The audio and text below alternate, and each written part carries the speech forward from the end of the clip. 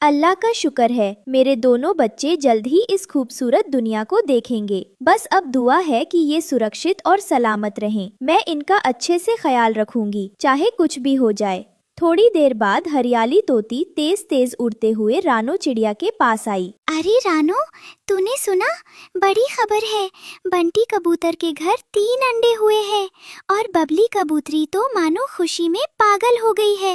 हर किसी को बुला बुला कर बता रही है। सच? ये तो बहुत अच्छी खबर है। लगता है इस बार जंगल में बस खुशियाँ ही खुशियाँ होंगी। हाँ, और सिर्फ बंटी ही नहीं, मैंने सुना है गोरी कौवी के घर भी अंडे हैं और मिर्ची मैना तो अपने अंडों की देखभाल में इतनी बिजी है कि किसी से मिलने भी नहीं आ रही।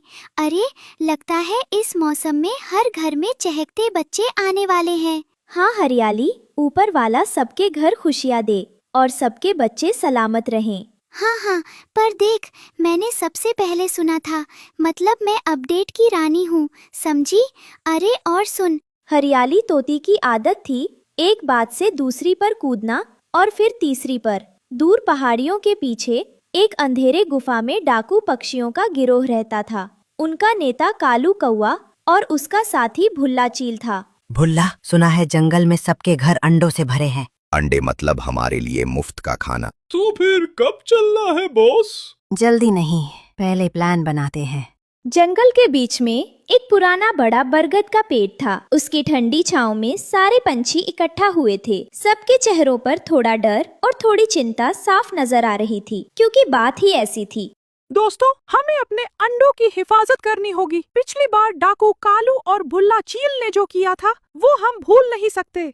हाँ, वरना फिर वही होगा। याद है ना, कैसे रात में चुपके से आए थे और आधे अंडे चुरा ले गए थे। अरे हाँ हाँ, पिछली बार तो कालू ने मेरे अंडों पर भी नजर डाली थी, पर मैंने क्या किया था सुनो तो। मैं उड़कर सीधे उसके सामने आ गई, ऐसे फड़ाक फड़ाक, और फिर मैंने इतनी जोर से चीखा कि उसके कान सुन हो गए। वो डर के मारे उड़ता उड़ गया। अरे हरियाली, सांस ले लो पहले। तू तो बिना रुके बोलने लगती है जैसे रेडियो हो। अरे मैं क्या करूं, मेरी आदत है। कोई मसला सुनते ही मेरा मुंह अपने आप चालू हो जाता है। मेरा ख्याल है हमें बारी बारी से पहरेदारी करनी चाहिए, दिन और रात दोनों वक्त। इस तरह अगर डाकू आएंगे तो हम सब मिलकर उन्हें रोक लेंगे। ठीक कहा रानू ने। अगर हम सब मिलकर पहरा देंगे तो किसी की हिम्मत नहीं होगी हमारे अंडों को छूने की। रात का अंधेरा धीरे धीरे पूरे जंगल पर छा चुका था। आसमान में चांद बादलों के पीछे छुपा था। इस सन्नाटे में बस झिंगुरों की चूचू की आवाज आ रही थी। ऐसे ही समय में पहाड़ियों के पीछे से भुल्ला चील और कालू कौवा चुपचाप जंगल में घुस आए।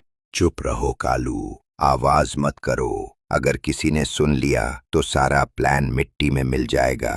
हाँ, मैं ध्यान रख रहा हूँ। बस जल्दी कर, मुझे अंडों की खुशबू आ रही है।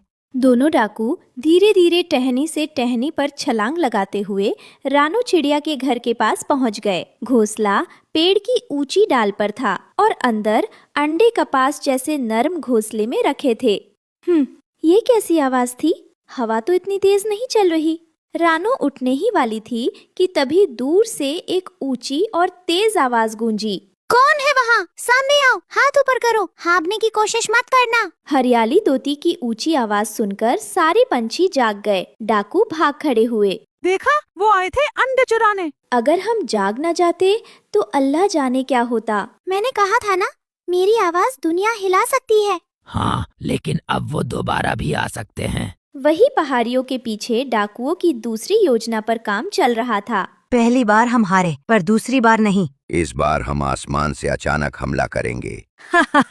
और हम अंडे लेकर उड़ जाएंगे, कोई पकड़ नहीं पाएगा। अगली रात आसमान में काले बादल छा गए थे। बादल इतनी जोर से गरज रहे थे जैसे आसमान में ढोल बज रहे हों। इस तूफानी माहौल में पहाड़ियों के पीछे छिपे डाकू गिरोह सबसे आगे था। चालाक कालू कौवा, उसके पीछे ताकतवर भुल्ला चील और बाकी डाकू सीधा जंगल की ओर बढ़ने लगे। जैसे ही वो रानो के घोंसले के ऊपर पहुँचे, भुल्ला ने अपने नुकीले पंजे फैलाए और कालू ने अपनी चोंच अंडों की तरफ बढ़ाई। बचाओ, कोई है, मेरे अंडे ले जा रहे हैं। रानो की तेज चीख ने जंगल की खामोशी तोड़ दी। तभी दूर से एक गरजती हुई आवाज आई। सारे पंछी जागो, डाकू आ गए, उठो, बचाओ अंडों को। हरियाली की ऊंची आवाज सुनकर बंटी कबूतर और बबली कबूतरी अपने घोंसलों से फुल उड़कर बाहर आए। मिट्ठू तोता भी पंख फैलाकर उनके साथ जुड़ गया। तीनों ने मिलकर डाकुओं का रास्ता रोक लिया, जैसे दीवार बनकर खड़े हो गए हों। बुल्ले, मेरे दोस्तों के अंडों से दूर रहे, वरना अच्छा नहीं होगा। तुम छोटे छोटे पंछी हमें नहीं रोक सकते, हम आसमान के बादशाह हैं। बादशाह हो या डाकू, अगर बुराई करोगे तो हारोगे जरूर। फिर शुरू हुई असली लड़ाई। पंखों की मार, चौचों की ठक ठक और पंखों के टकराने की धप धप आवाजें चारों तरफ गूंजने लगी। हरियाली तोती बीच बीच में इतनी तेज चीख मारती कि डाकू चौंककर पीछे हट जाते। दोस्तों, हार मत मानना, ऊपर वाले की मदद से हम सब मिलकर इन्हें भगा देंगे। रानों की बात सुनकर सबके पंखों में जैसे नई ताकत आ गई। पंछियों ने एक साथ झपट्टा मारा। बॉस, ये तो सच में हमें हरा देंगे। पीछे हटो, पहाड़ियों की तरफ भागो। आखिरकार डाकू हार मानकर उल्टे पंखों से उड़ते हुए पहाड़ियों के पीछे अपने अड्डे की तरफ भाग गए। जंगल में फिर से शांति लौट आई और सब पंछियों ने राहत की सांस ली। हमने कर दिखाया। और इसमें सबसे बड़ा काम मेरी चीख ने किया।